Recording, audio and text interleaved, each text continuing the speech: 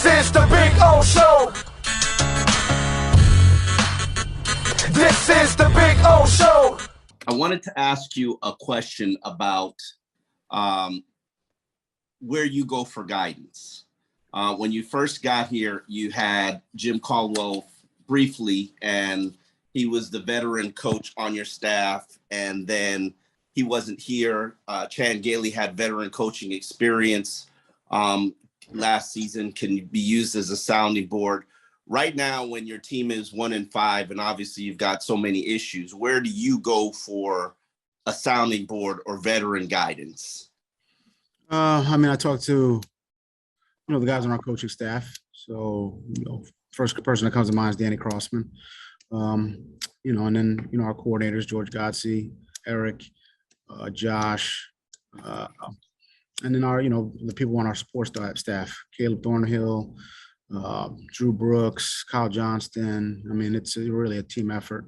I think, those are the people who have a good pulse of the team, and just trying to get a feel for where guys are at, how guys are feeling. And what I've gotten is, I think there's still a lot of belief in our team and the players on our team. I think they support each other. I think they're a resilient group. We're going through some struggles right now, but I think they're sticking together. We're going to continue to stick together and, try to prepare, practice well this week and have a better performance next week. David Flores. Hi, Brian. Different kind of question for you. Most of the time teams have a bye coming off the trip to London. Your team doesn't this year. Was that by team request to the league to have a later bye? And if so, could you break down the thought process behind it? Yeah, we don't have a bye. And quite honestly, I think we want to get back out there, especially after, tough loss yesterday.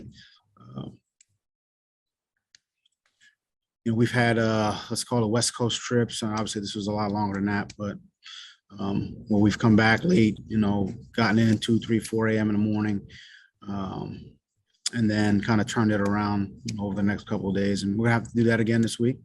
We got a tough opponent coming in here, and we're gonna have to prepare and have a good week of practice. But yeah, the London trip took a little bit. I would say, it's a long flight back, 9 hours, and long flight out there, and time change, et cetera. So we're gonna have to get our rest the next couple of days, make sure we're getting hydrated, make sure we're eating the right things, make sure we're kind of getting ourselves back so we can, have a good week of practice. David Lang. Hey, Flo. It seemed yesterday's game was decided by 2 fourth-down plays, the 4th and 1 that you guys had, and then the 4th and 8 that they had. In looking at the tape, do you think it was more about some of the decisions you made for the plays, or do you think it was more an execution issue that both those plays didn't go your way? It's a combination of both. When you rewatch it, there's always, hey, we could have done that, we could have done this.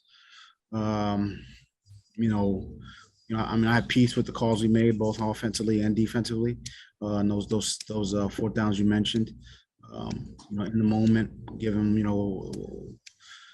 what we thought might happen, the players we wanted in there. So we came out of it feeling like, those are the right things to do. And you got to give credit to Jacksonville. They executed in those situations and we didn't. And, they always kind of go back and say, hey, man, maybe we should have done this, maybe we should have done that. But, in the moment, we just felt like we were putting our team in the best position in both instances. Travis. Hey, Coach, good afternoon. Just watching the game back, it looked like Tua did a pretty good job of mitigating some of the pressure and getting out of pressure within the pocket yesterday. Just wanted to get your take on his ability to kind of work around muddy pockets and when there is pressure, how you thought he did when watching the tape. Yeah, I thought he did a real nice job yesterday. I thought he played well. I thought he threw the ball well. Obviously, he's playing with a little bit of discomfort. Made some nice throws, pushed it down the field. There's always things that throws he wish he would have made or could have had back. But I think overall he did a lot of things. I was pleased with the way he played. Safid. Flo, what's going on, man? How was the flight home for you guys? Was it, kind of quiet? Was everybody kind of trying to catch up on some sleep? Were you having any conversations with some of the players, checking in with them, I guess? Yeah, guys were disappointed. As in I was disappointed as well. But these guys put a lot into this, a lot of time, a lot of effort, a lot of preparation, a lot of practice time. So they were disappointed. So it was, it was a long flight. I think, some guys went to sleep. Some guys kind of were watching the tape, asking questions about what they could have done here, what they could have done there, what they can do to help this team. So there were a lot of conversations like that on the flight. Adam. Brian, I know a lot of the conversations you have are in confidence, but I was just wondering if broadly you could tell us the reaction Steve Ross has had to the season so far, and I guess yesterday in particular. I mean, obviously he's disappointed. I don't want to speak for him, but I know that. He wants to, see our team have success. But that's really everybody. He's no different than the players, the coaches, the support staff, the fans.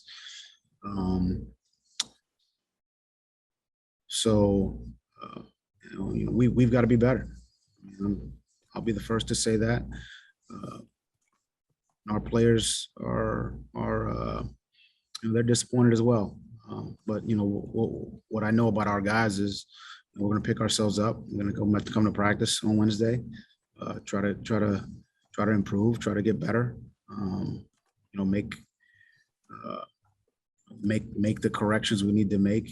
Look, we all know this. There's a very small margin for error in this league, very small. So the mistakes we've made, they've cost us. We have to try to limit those mistakes. That's players and coaches. And yeah, there's a slim margin for error, and we're on the wrong side of that right now. But we just need to continue to work. I trust their preparation. I trust the things that they're doing. The players, we're always gonna kind of reevaluate, and see if there's anything we can do better. But yeah, I think collectively,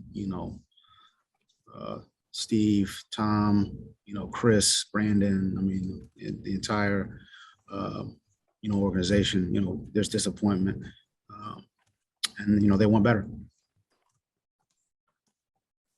Josh. Hey, Coach. And talking to a couple of guys yesterday, Mike Gesicki and Emmanuel, they were saying that you guys are so close. What do you go from so close to getting there? I think it's work, Josh. I think they're right. I think there's a handful of things in every game where ball bounces this way, ball bounces another way. We get a call, we don't get a call. We make a call, we make a play, we make a tackle, we make a block. We spring somebody. And it's a different ball game. And that's what I mean by, and they understand this. There's a very slim margin for error here in this league. That's for all teams. That's the beauty of this league, and we understand that. We've got to do a better job. I've got to do a better job of limiting the errors that are showing up that are ultimately costing us. So, penalties, pre-snap penalties. There's things that spacing in the pass game. Some things defensively from a run fit standpoint. There's just very little things that are the difference between, a guy getting 3 yards and a guy getting 6 yards. And we got to be better in all those instances, all those situations. Hal. You had a long list of players who weren't able to play yesterday. I'm wondering, were there any guys who were close to playing and looking very, very positive for this Sunday, or for that matter, are there any guys who might wind up on IR who missed yesterday's game? I don't think anybody, I don't want to speak out of turn, but, ex Byron, Shaheen, Preston, Preston, Devontae, don't see any of those guys going on IR. But we're day to day with all of those guys. I think to see how it goes in practice, see if we can get them to practice even on a limited basis. Although some of those guys practice. Byron practiced last week, Preston practiced a little bit last week. X did not, Devontae did not. Shaheen practiced. I think the guys who practiced are probably a little bit closer than the guys who didn't. But obviously we'll know more. They got today, tomorrow to treat and rehab, and we'll just take it one day at a time. Given the length of this losing streak, are you as a head coach having to fight frustration or anything along those lines? I think there's always frustration, when you're dealing with adversity. That's just, they kind of go hand in hand. But I think as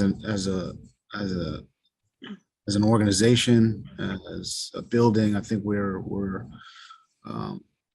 it's a very supportive group. I think players support players, coaches support players, players support coaches, support staff supports really everyone.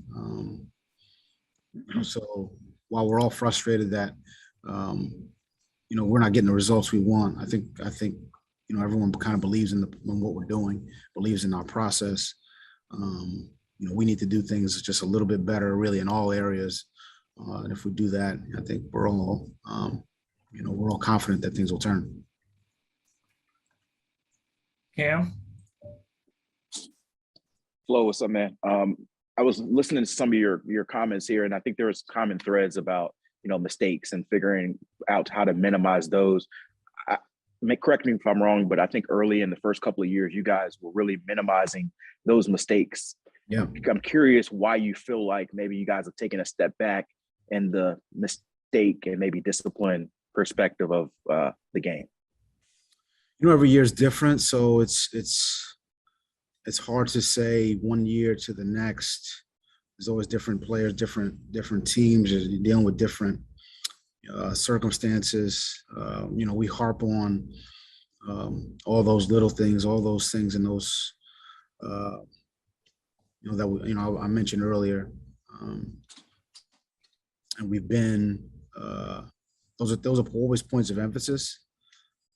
Every game's a little different, so I think it's dependent on some of the things we're seeing, players we're seeing, some of the things we're seeing schematically, and then at the end of the day, there are definitely instances where we know what to do, but there's a mental error or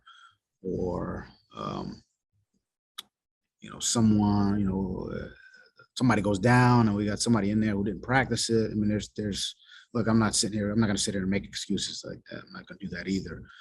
But we're making a lot of mistakes and we need to clean them up. D. Orlando Ledbetter, Atlanta Journal-Constitution. Yeah, Coach.